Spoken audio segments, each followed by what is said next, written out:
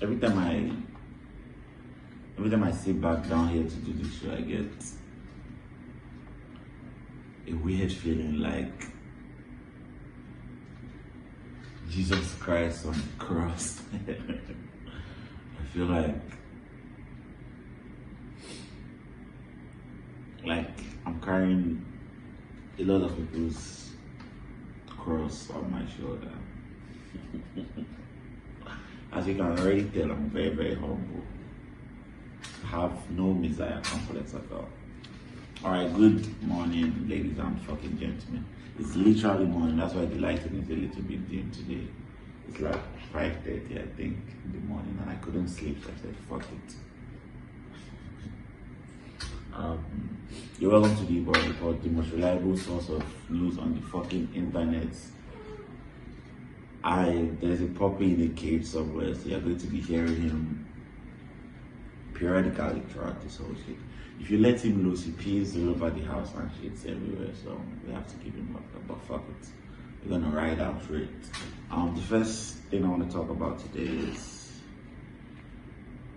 okay, this one there's not like much to joke about. It's 2010-20, the anniversary of Nigeria's birthday.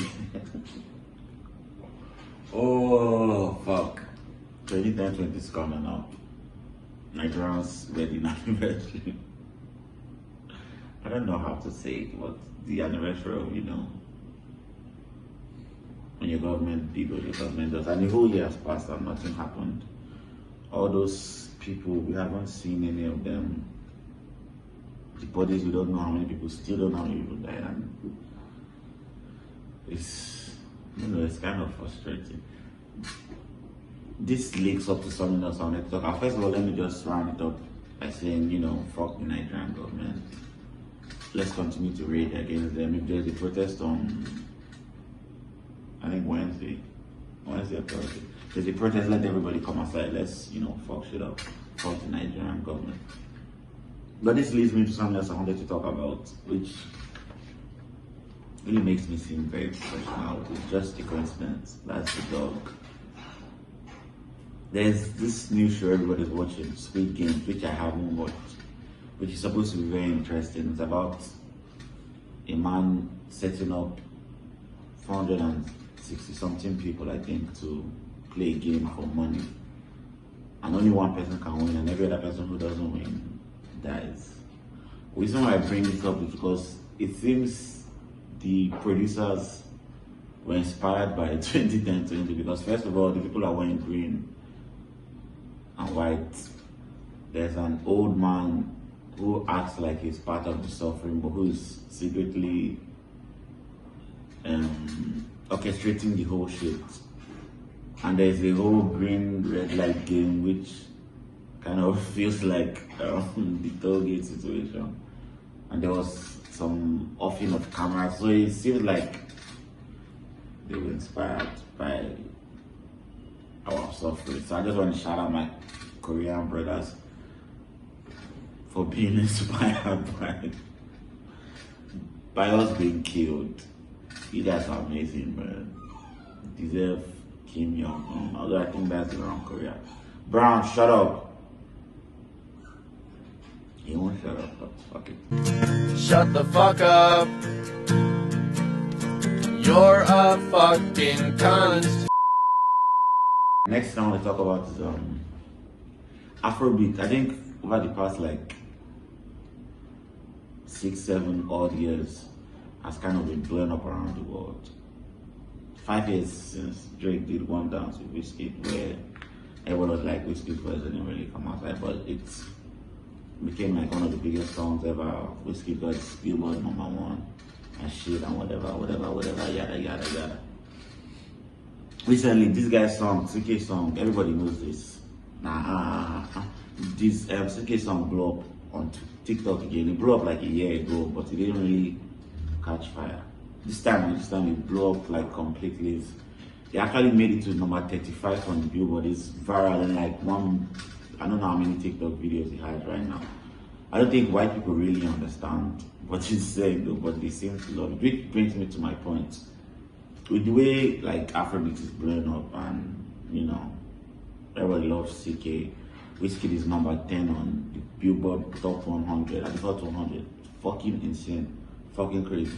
With the way we have Americans singing along to shit they don't really understand and dance, I think this is the right time to do juju for them.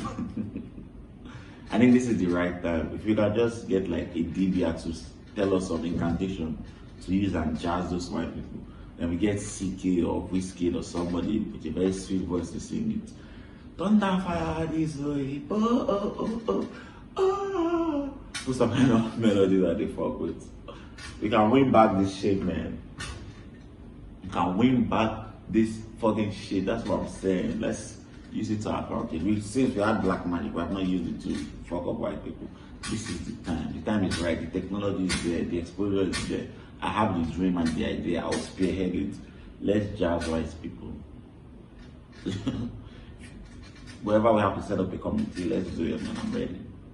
I'm fucking ready. Hello? Yeah. Wiz, yeah. My babalawo, yeah. I have his number is there. Guy, let's fucking make it happen, man. Fuck white people. First white person we have to jazz is Adele, though. That woman is getting very, very hot. No, nigga, I don't have Solo's number. God. Shit. Alright, next thing I want to talk about is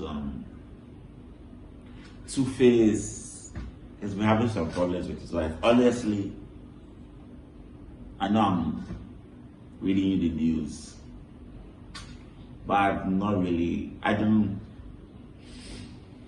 like I don't have a lot of space in my head to be up on all the gossips and all the gist. I don't really know what the fuck is happening there. But I saw the video of like, I think his cousin and his sister, which is baby mama somewhere in America, healing hand. That felt very weird. It started making me think, because I have this dream of having like 40 children from like 30 something women spread all across the world. That's kind of like a dream of mine, bigger than the rap dream, the movies dream, the books dream, the tech dream, all those other dreams I have. The real dream I have is to have 40 children from like 30 something women. And seeing the way the whole Tuface shit is playing out is making me rethink that decision, because I don't like my business in public, man. Also, those women are old as fuck, man. They're acting like they're in secondary school. And this is our life. Bitch, get your shit together. Get your shit fucking together. And this is coming from somebody who doesn't, or who is getting his shit together. Get your shit together. Well, then get your shit together. Get it all together and put it in a backpack. All your shit, so it's together. And if you gotta take it somewhere, you know? Take it to the shit store and sell it. Or put it in a shit museum. I don't care what you do. You just gotta get it together. Get your shit together. Next thing I want to talk about is, I've been seeing posts about this guy online, WhiteMoney. I saw one in particular, I can't remember who it's from. In fact, even if I remembered, I wouldn't say it, because fuck you, this is my channel. I'm getting all the clout and exposure from this bitch. But the person was like, WhiteMoney needs to be brand, he needs to dress better, he needs to run his media tours better, he needs to do all those shit better. Brown!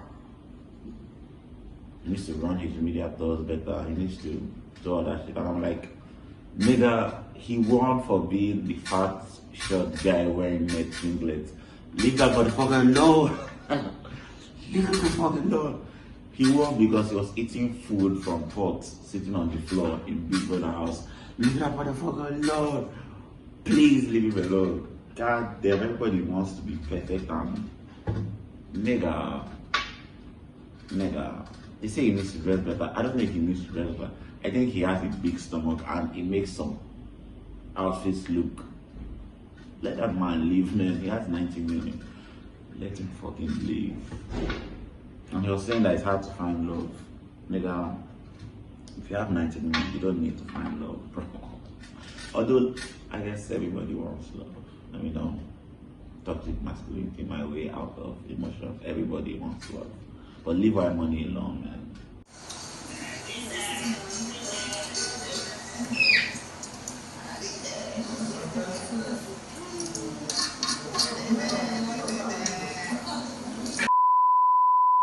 Next thing I want to talk about is, okay, I guess this is kind of like a two-part deal, or it's supposed to be one topic, but it kind of links together. And every time I find a topic like that, I like to just throw them together. So, first of all, DC just unveiled that their new Superman is bisexual. For fans, that doesn't mean the movie is going to be a bisexual Superman, although eventually I'm very sure to get there. But it's just like the comic, one of the comic variants. And why do they always announce that shit like it's some important shit? Like, hey, this character you all know and love is now gay or that stuff. Why you? Shouldn't you just do it and then see whether I like it or not, or see whether it works? It's like the whole backstory of the whole character, the whole arc of the character is the characters who the character fucks. That's my main problem with it. I feel like that's why it feels like an agenda. Because why are you telling me? When he was fucking women, did you come out and say, hey, Superman is fucking women? No, you just did Superman. So why the fuck are you telling me? I should read it one day and be like, okay. They did some gay shit here, okay. That's me. Stop. I feel like it's like branding now. It's like if you have a dope movie line, a dope storyline, and you're looking for just that one extra thing that can make it stand out and make it just add one fun gay character who is witty and who everybody loves, or who is depressed a little and so, and everybody now relates with him and fall in love, which is good. Everybody needs acceptance, everybody needs this thing, but what is the point of making Superman gay? Why not make gay man? Just make gay man or homo man, or just, he can be pink. I don't think all gay people like pink. Fuck it. Gay people like pink, just like women like pink, just like men like blue. Some stereotypes exist, which leads me to my second point, the backlash of that Dave Chapelle, the last special by the genius David Chapelle. He said, actually, this is, I've watched the 5 shit he did on Netflix. This is the least he actually said anything about the LGBTQ community. He was explaining himself basically in this one. The other one, he was talking about them he was talking a whole lot of wild ass shit before, and somehow people are mad. I think it's because he was unapologetic. And in this day and age, you have to apologize for everything you say that is not the prescribed list of feelings you're allowed to have by the internet. And so everybody's like on his shit, and 1,000 Netflix workers say they want to quit. Bitch, in case you haven't heard, your job can be done by computer. Bitch, in case you also haven't heard, the world is entering into a remote economy where there are literally billions of people who can do your job. Bitch. And I'm not saying bitch because it's women, because they're also men. I'm saying bitch because it is, I think bitch is a term used for people who are being untrue. Just like dogs is a term used for people who are being uncaring and unfeeling. So women call men dogs and men call women bitches, but that's not what I'm about. Bitch. Nobody cares that you want to quit your job with Netflix because of a Dave Chapelle special. Do you have a family to feed? Nigga. Unless, I think some of them might be in a better position and want to use this as leverage and jump into another better job. But they only probably be like 20 people out of those 1,000 people. The rest, 980 people. Maths, bitch. Learn your mathematics case. The rest, 980 people are collateral damage. All because they are following ego and social doctrines. He's a comedian. I feel like comedians should be allowed to say whatever they want to say, as long as the intention is to be funny. Even if it's a whack joke. If it's a whack joke, I'd rather you insulted him for making a whack joke I would laugh at that than you try and say you shouldn't talk about somebody. Because the whole point of acceptance is making fun of somebody. I can't really be a good friend of you if I can't make fun of you. So how am I supposed to accept the LGBTQ community if I can't make fun of them? If I can't make fun of their short, what the fuck they call those? In halter tops, I think. If I can't make fun of that, then how can we actually? We are not actually equal. And that means you are trying to actually oppress me. If I can't call you gay as a joke, then you are trying to oppress me. You are trying to control my speech. Because it's like, you know what it's like? It's like with black and white people. Black people are technically they are kind of oppressing white people, because white people can't really say anything. Black people can say all they fucking want, and it's not like the only thing that white people have is the advantage of systematic racism, systematic poverty, systematic oppression. But besides that, it's very obvious that white people's power is failing out. Now it's fading out. It's all it's going to take is just one paradigm shift, and you'll see that the switch has been, and that is kind of what they're trying to do. It's like, if you are gay, why can't I call you gay? I don't understand. I don't understand. But I think people should be allowed. I think it's worse when you make people hide their bigotry, because then it goes back inside and it becomes a monster, and then it becomes more uncontrollable. At least if I say some bigot shit in public without fear of being cancelled, then you can tell me, hey, this shit you say is not cool. Here is why. And I will give you my points. And if I feel like you're right, I will take it in. I will digest it, pause. And then I will stop. But if I have to hide and be a bigot, then it's going to be more evil. It's going to fester, and it's going to take us longer to deal with it. So, you know. And all of this, I say all of this to say, whenever Buhari and them find my channel, me saying fuck Buhari is not like, you know, I want him to die. I actually do want him to die, but it's freedom of speech. And if it's with intention to make somebody think, the person shouldn't be, you know, afraid for his livelihood or his well-being. I like, if you just go back over the last 2 minutes, you see how professional, articulate I sounded. Bitch, respect, man. Recognized game. Oh my god. You guys really don't deserve me. When I said I'm like Jesus at the beginning, it sounded like some blasphemous shit, but look at me, right here on the cross. Besides you two sinners and that fucking noisy dog saving your lives again. That's been another edition of the iBoro report. You know, do your best, bro. You're going to be dead my grandmother just died. She was, I think, 89. And she's been suffering for like, I was with her in 2014. She's been suffering since like then. So life doesn't really last that long. Do your best.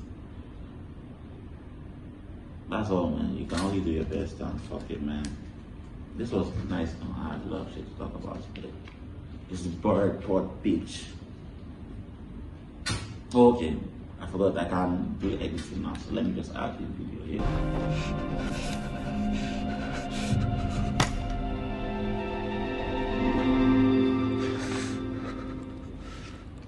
너가 지어린